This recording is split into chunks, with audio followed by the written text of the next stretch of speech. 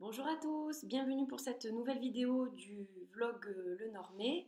Alors aujourd'hui on va aborder donc le jour 21 avec la carte de la femme qui est la carte 29 et la carte 30 qui est celle du lys. Alors je vais commencer par celle de la femme et donc je vais prendre celle-ci que je trouve vraiment magnifique qui est issue du média Le Normand. Donc la femme, ça va être donc la carte jumelle de l'homme, c'est-à-dire que autant la carte de l'homme représente tout ce qui est masculin et viril, cette carte-là va représenter donc tout ce qui est féminin, évidemment, et dont le féminin sacré ou le féminin divin. Donc ça représente tout d'abord une femme qui peut être la consultante, si c'est une femme à qui on fait le tirage. Et elle va aussi représenter, si c'est pour un homme, une femme importante dans sa vie.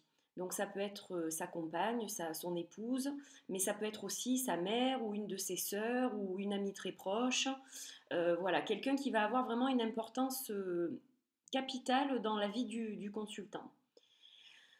Ensuite, donc, comme je vous le disais, elle va représenter le féminin dans toute sa splendeur et le féminin sacré.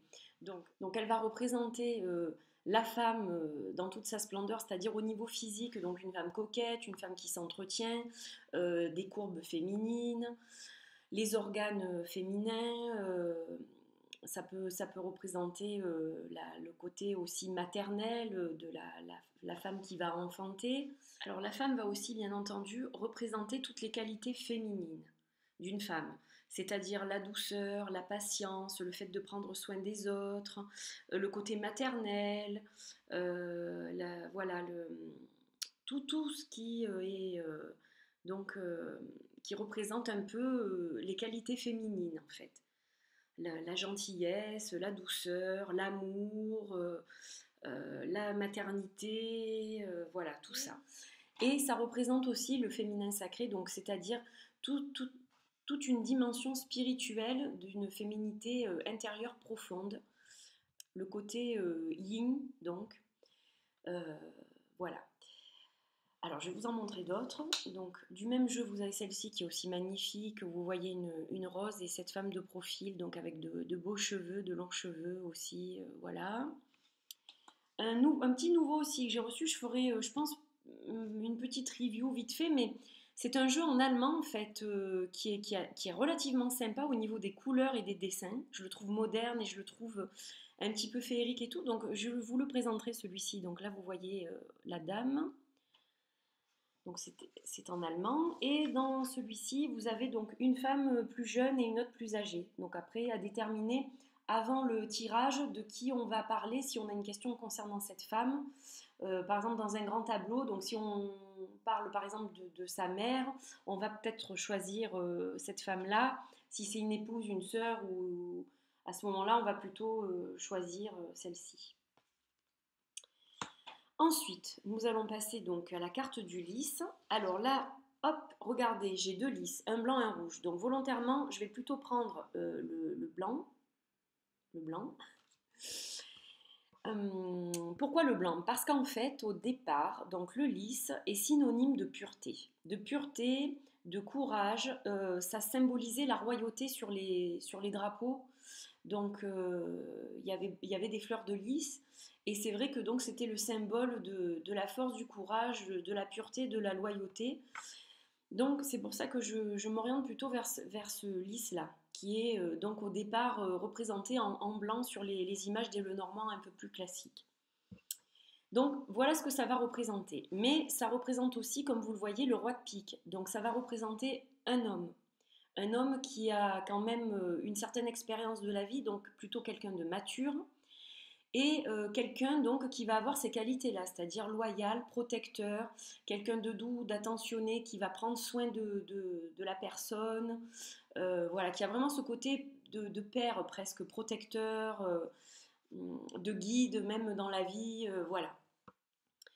Et aussi, ça va avoir un côté en fait qui évoque la sexualité. Mais alors, à l'inverse du fouet, où là il s'agit d'une sexualité un petit peu physique, plutôt charnel, vraiment ce sens-là.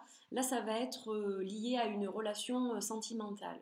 Ça va être plutôt une sexualité donc d'un couple qui est déjà établi. Il y a une relation derrière. Voilà, c'est pas simplement l'acte en lui-même. Donc voilà comment je vois la carte du lys. Donc ceux-ci sont très très beaux comme vous pouvez le voir.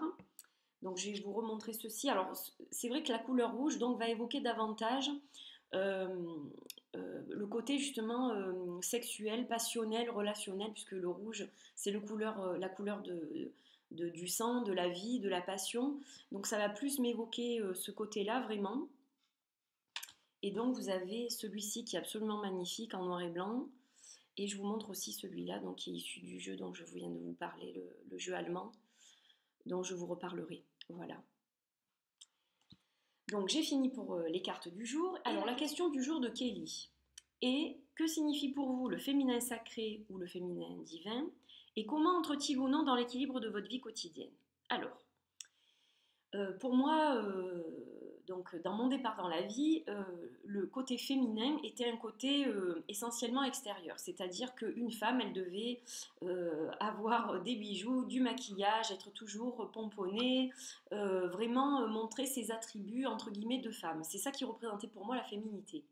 Parce que j'ai toujours eu dans mon entourage des femmes qui s'entretenaient, des femmes qui prenaient soin d'elles et qui montraient vraiment leur côté extrêmement féminin. Mais au fil du temps, quand j'ai grandi et quand je suis devenue adulte, et quand j'ai commencé surtout à faire tous mes travaux ésotériques et spirituels, euh, j'ai compris que en fait, la féminité ne s'arrêtait pas à ça, à un aspect matérialiste et physique en fait. Mais c'était bien plus profond et c'était une dimension spirituelle qui était importante puisqu'il s'agit d'un équilibre finalement entre le féminin sacré et le masculin sacré, car il y a les deux, le yin et le yang. Alors on vit dans une société où le yang est très présent. C'est vrai que l'homme a toujours eu un pouvoir important au fil des siècles. C'est vrai que les femmes ont été souvent en retrait. Mais aujourd'hui, bon, il y a quand même une évolution de ce côté-là. Et justement, le fait d'entretenir le féminin sacré et d'y consacrer du temps, des rituels, etc., ça fait que on rentre dans une dimension en fait où en faisant ce type de choses, on prend soin de soi et c'est important dans le monde actuel pour justement avancer aussi dans notre avenir et inculquer des valeurs importantes aux enfants qui arrivent, je pense. Donc en fait, le féminin sacré est une dimension donc spirituelle, c'est-à-dire ressentir les choses qu'on ne voit pas forcément à l'œil, qui ne sont pas forcément visibles. C'est la relation entre le monde matériel et le monde spirituel. Voilà, pour moi c'est ça. Et c'est vrai que je m'en sers au quotidien, évidemment, lors de rituels. Je travaille beaucoup avec les déesses, avec les cristaux. Je suis proche de la nature, je suis proche des animaux. Donc tout ça en fait fait que j'entretiens le féminin sacré, le féminin divin à travers diverses choses, donc je vous reparlerai certainement lors de vidéos. Donc voilà, ça a une importance dans mon quotidien, c'est quelque chose sur lequel je travaille. Et je suis pour l'équilibre du féminin sacré et du masculin sacré, parce que c'est vrai qu'il faut donc révéler et se connecter à ce féminin sacré, mais il ne faut pas oublier qu'il faut un juste équilibre. En chaque être, il y a une partie féminine et masculine, et ce qui est important, c'est la balance entre ces deux choses. Donc l'équilibre du yin et du yang, c'est ça l'important. Voilà, je pense pour tout être sur Terre. Donc voilà, j'ai répondu à la question. Je vous dis à de même pour une prochaine vidéo. Bonne journée, bye bye.